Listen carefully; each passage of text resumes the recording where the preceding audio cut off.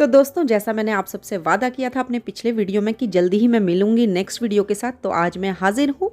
आज अल्मोड़ा सीरीज़ का हमारा ये लास्ट वीडियो है, क्योंकि आज हम जा रहे हैं अल्मोड़ा को बाय बाय कह के, फिर दोबारा से जल्दी आने का वादा करके।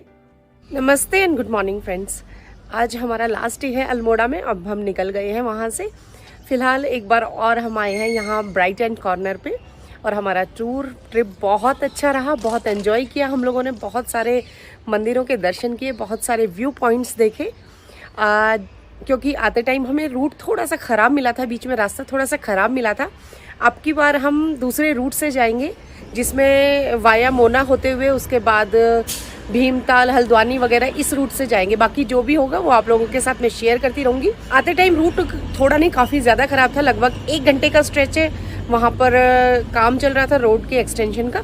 इसलिए अब हम लोगों को सभी ने, जितने भी यहाँ के लोकल लोग हैं जिनसे बात की, सबने यही सजेस्ट किया है कि अब वाया मोना होते हुए हम लोग ये हल्द्वानी वाला जो रूट है वो पकड़े। सुबह और शाम तो यहाँ काफ़ी भीड़ हो जाती है, क्योंकि सनराइज़ और सनसेट के बहुत ही खूबसूरत नज़ारे यहाँ से देखने को मिलते हैं। लेकिन आप नज़ारे अभी देखिए, पहाड़ के पीछे पहाड़, क्या खूबसूरत नज़ारा है सामने का।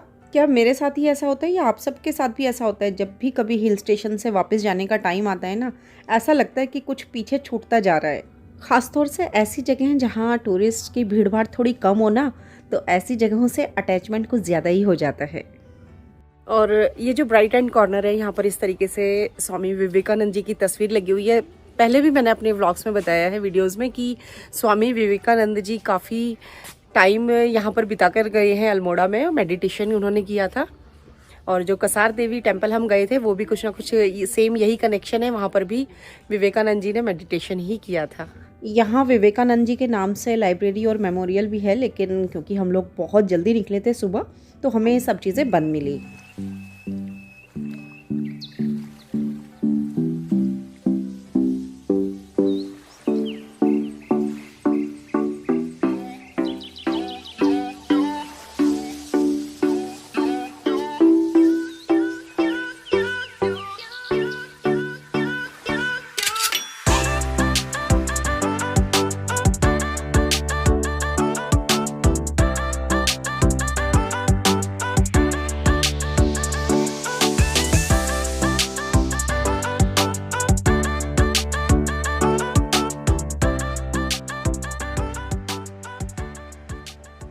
टी पॉइंट से आपको लेना है लेफ्ट, मुक्तेश्वर रोड, हनुमानगढ़ी।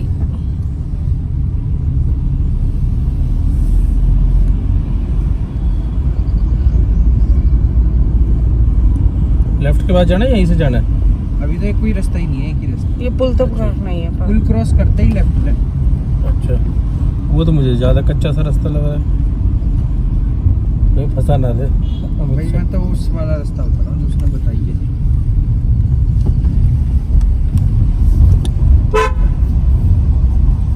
देखो लिखा भी है रामगढ़ सामने। चलो, अब यहाँ से हम लोगों ने रूट चेंज कर लिया है। यहाँ से हमने राइट जाने के बजाय लेफ्ट ले लिया है। राइट जाते तो वही हमारा पुराने वाला रास्ता आता है।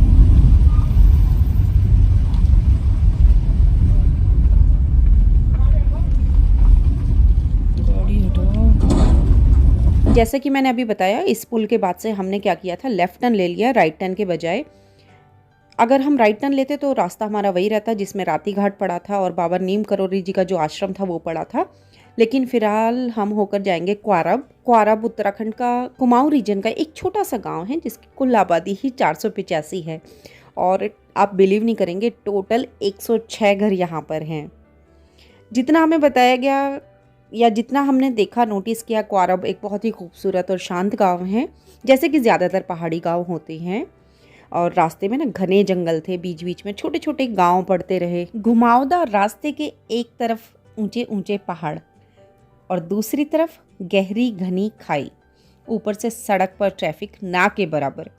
मैं बार बार सोच रही थी, अंधेरा होने के बाद कितना मुश्किल हो जाता होगा इस सड़क पर गाड़ी चलाना।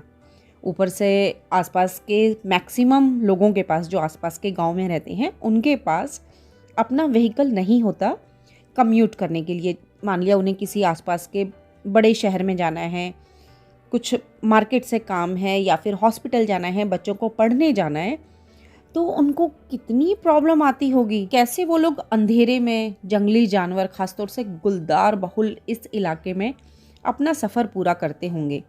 अभी बीच में हमने एक जगह अपनी गाड़ी रोकी और एक लोकल दुकान से कुछ स्नैक्स और पानी की बोतल खरीदी। बातों बातों में उस दुकानदार ने हमें बताया कि इस इलाके में पिछले कुछ सालों में गुलदार के इंसानों पर हमला करने की घटनाएं काफ़ी बढ़ गई हैं और अब तो गुलदार ना दिन में भी हमले करने लग गए हैं। ख़ासतौर से औरतों को और छोटे बच्चों को वो अपना निशाना जल्दी बना लेते हैं। अच्छा, अभी हमारा जो रास्ता था वापसी का, अगर आप लोगों ने ध्यान दिया हो, हमने ना अभी तक पहाड़ उतरना शुरू ही नहीं किया। अभी लगातार हम पहाड़ दर पहाड़ चढ़े जा रहे हैं और देखेंगे ट्रैफिक ना के बराबर है। ख़ासतौर से टूरिस्टिक गाड़ियाँ जो होती हैं वो बिल्कुल भी नहीं है। हाँ, लोकल बस हमें कई ज़रूर दिखाई दे रही हैं।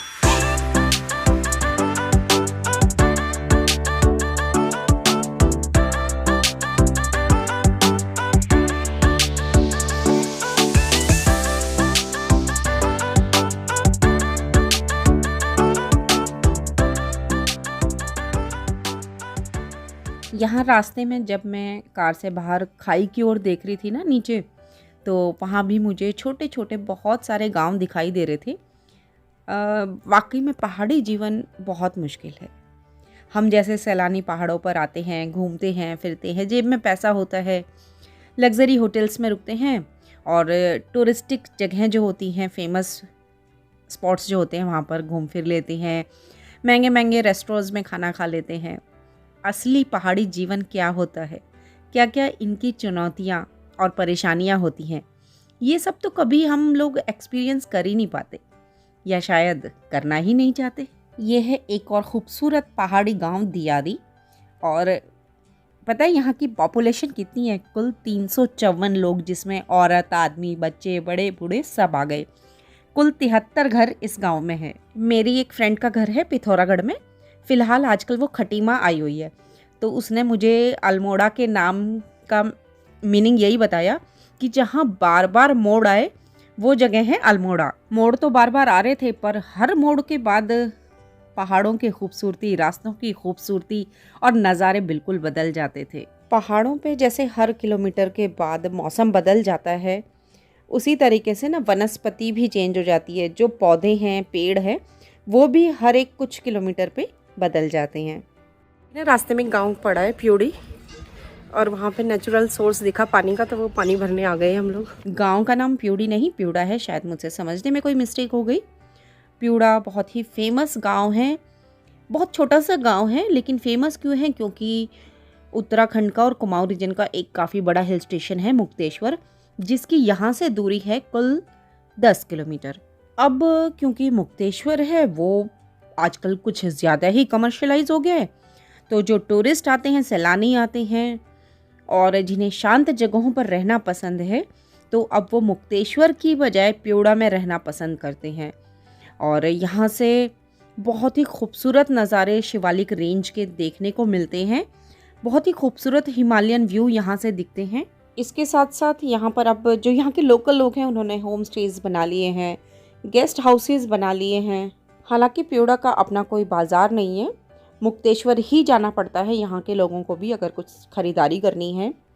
लेकिन मैंने देखा बहुत सारी छोटी छोटी दुकानें यहाँ पर बनी हुई हैं और आने वाले सैलानियों को अपनी रोज़मर्रा की ज़रूरत का छोटा मोटा सामान तो यहाँ से भी मिल सकता है।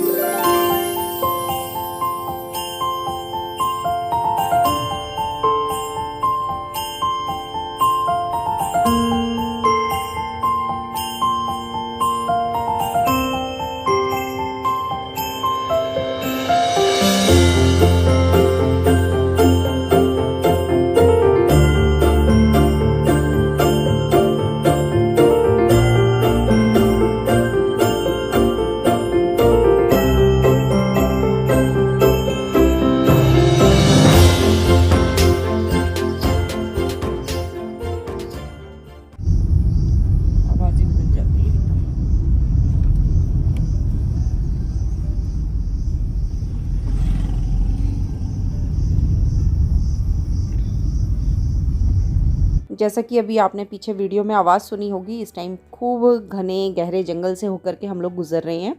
और हम लोगों ने ना अल्मोड़ा से लेके और पूरा जो भी पहाड़ी रास्ता था कहीं पर भी गाने नहीं चलाए और बस पूरा रास्ता हमने नेचर के इस म्यूज़िक को एंजॉय करते हुए बिताया। हाँ, ये अब हम ऊपर की ओर चले गए हैं। ये आ गया है, उधर भी रास्ता था सामने जा रहा था, सामने मोना आ गया। थोड़ा नीचे से उतर रहा था। यहाँ से हमने एक पूरा यू टर्न ले लिया और ऊपर पहाड़ की ओर चढ़ने लगे। आप देखेंगे चढ़ाई बिल्कुल खड़ी है। पीछे एक रास्ता नीचे की ओर गांव में उतर रहा था, उस गांव का नाम है मोना और मोना भी एक बहुत छोटा सा ही गांव है, शायद जिसकी कुल आबादी ही 743 है। और इसके जस्ट बाद हमें स्कूल के बच्चे दिखाई देने लगे। ना जाने कितने किलोमीटर से ये लोग पैदल चलते आ रहे हैं और फिर फाइनली हमें एक गांव पड़ा, सिनोली मल्ली गांव, वहाँ पर स्कूल दिखाई दिया। तो मैं ये सोच रही थी पता नहीं ये जो बच्चे हैं कितना कितना किलोमीटर दूर से चलकर आ रहे हैं अपनी पढ़ाई को पूरा करने के लिए।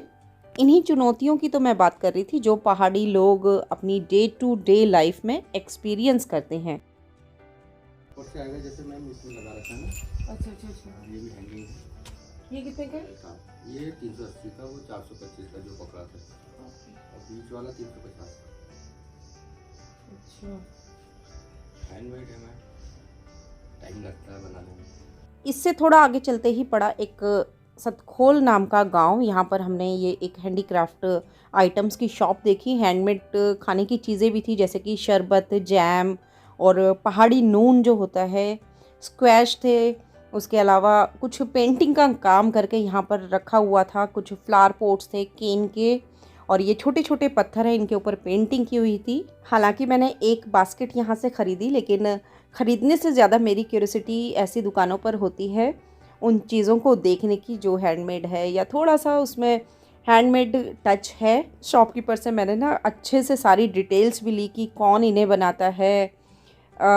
तो उन्होंने भी काफ़ी बातें मुझे बताई कि एक समूह है वो गांव में बनाया हुआ है, उस समूह में औरतें भी हैं, बच्चे भी हैं, वो सब मिलकर ये काम करते हैं। ये एक फ्लावर पॉट है, इसकी कीमत उन्होंने मुझे बताई थी 250 रुपये।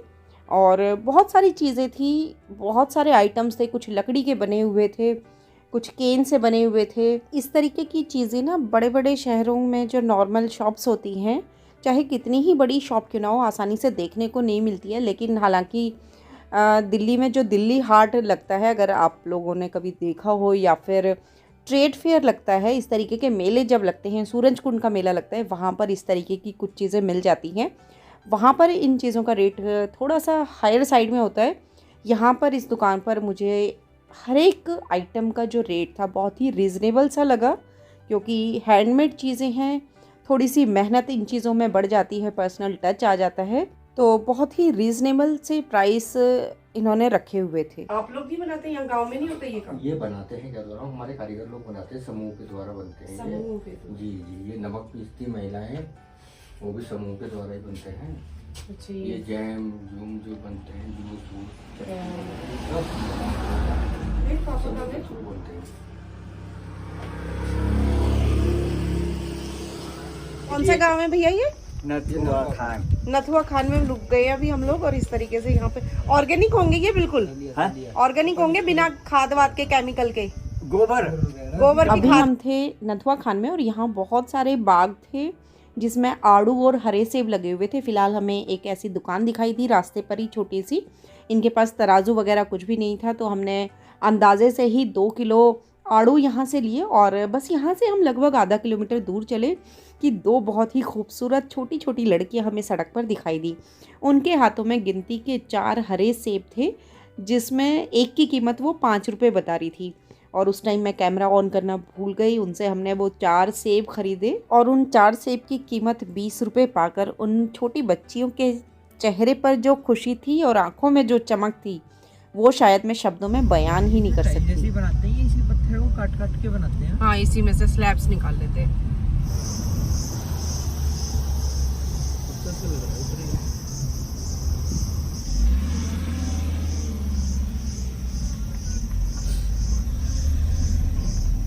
गजेड़ा तो कुछ है नहीं। तल्ला रामगढ़ 6, खुटानी 35 किलोमीटर, मोहाली 30 किलोमीटर। हाँ।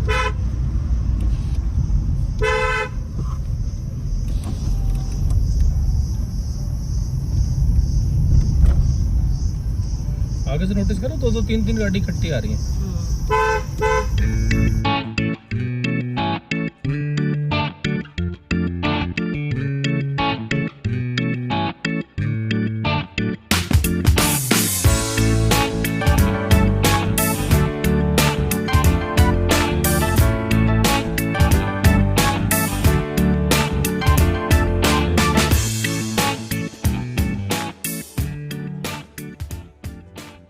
फिर चढ़ा दिया ऊपर। नीचे वाला रास्ता क्या कैची महादेव। अच्छा अच्छा मतलब कैची कैची था। अब ये तल्ला रामगढ़ से हम लोग आ गए हैं इधर भवाली वाले रास्ते पे। रामगढ़, ये रामगढ़ है अभी फिलहाल।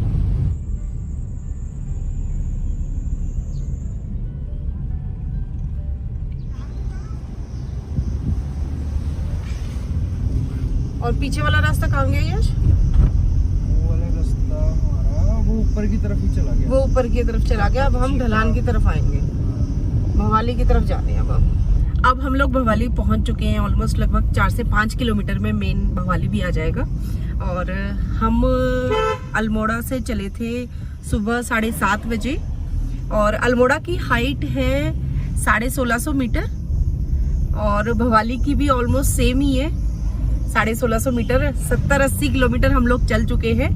पूरा पहाड़ों का रास्ता हमने कवर किया है, लेकिन अभी भी हम स्टिल सेम हाइट पर ही चल रही है। हम लोग भवाली पहुंच गए थे और जो पहाड़ का रास्ता था ना वो ऑलमोस्ट हम लोगों ने कंप्लीट कर लिया था। और यहाँ पर ही हमने अपना ब्रेकफास्ट किया और उसके बाद हम आगे बढ़े। भवाली शहर भी नैनीताल को टक्कर देता हुआ शहर है। ये भी ऐतिहासिक रूप से काफ़ी महत्वपूर्ण शहर है।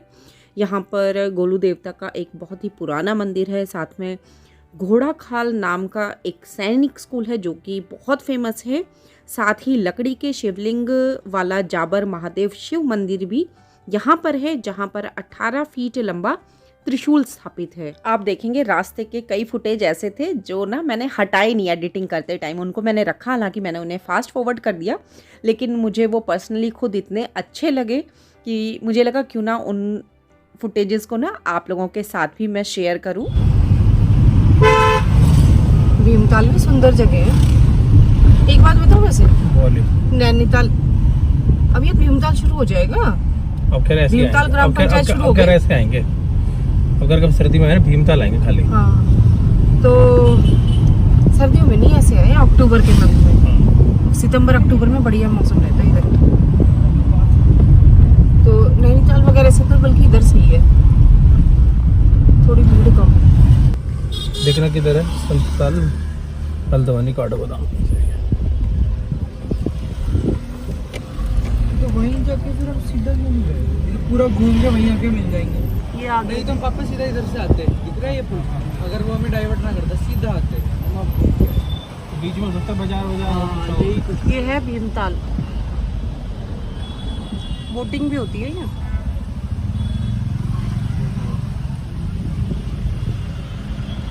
ये बोटिंग, हाँ जी बोटिंग। नहीं नहीं, नैनी झील बहुत बड़ी है। नहीं है आगे तक, नैनी झील बहुत बड़ी है। ये भी काफी बड़ा है।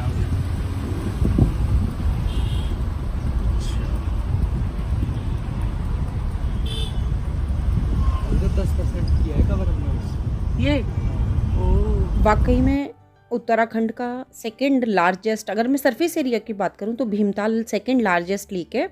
और यहाँ पर ही एक मंदिर है भीमेश्वरा मंदिर। और ऐसा कहते हैं कि अज्ञातवास के दौरान पांडव यहाँ पर आए थे और उन्होंने ही इस मंदिर की स्थापना की थी। साथ ही साथ जो ये लेक है इसको भी भीम ने ही अपनी गदा के प्रहार से निकाला था। एक टाइम पे एक साइड का क्लियर कर रहे हैं। हाँ पुल संकरा है। एक बार में एक ही दे और से वाहन ले जाए।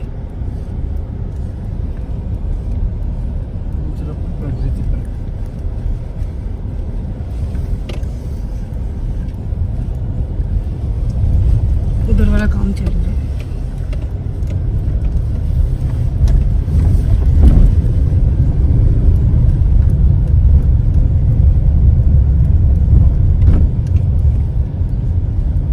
अब हम पहुंच गए थे काठगोदाम, जहां पर कुमाऊं रीजन का सबसे आखिरी रेलवे स्टेशन स्थित है।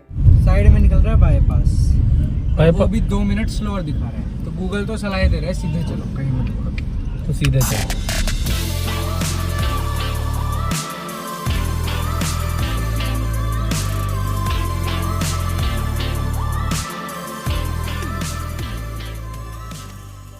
काठगोदाम के बाद अब हम पहुंच गए थे हल्द्वानी। हल्द्वानी कुमाऊं रीजन का सबसे बड़ा शहर है और वैसे तो उत्तराखंड की राजधानी देहरादून है, लेकिन आर्थिक राजधानी कुमाऊं की हल्द्वानी ही कहलाता है। मुरादाबाद के आसपास एक रोड साइड ढाबा में हम लोगों ने लंच किया और उसके बाद अपना वही जो नॉर्मल रूट था, नेशनल हाईवे 109 और उसके बाद 9 वाला जो रूट था, उस पे ही हमने अपनी जर्नी कंटिन्यू रखी।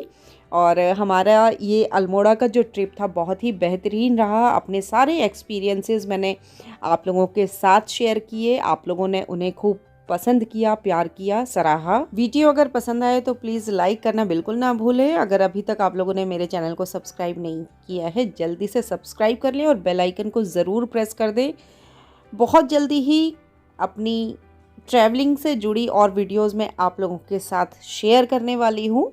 फिलहाल अपना सपोर्ट ऐसे ही बनाए रखना। फिर मिलते हैं एक और नए वीडियो के साथ, तब तक के लिए goodbye and take care.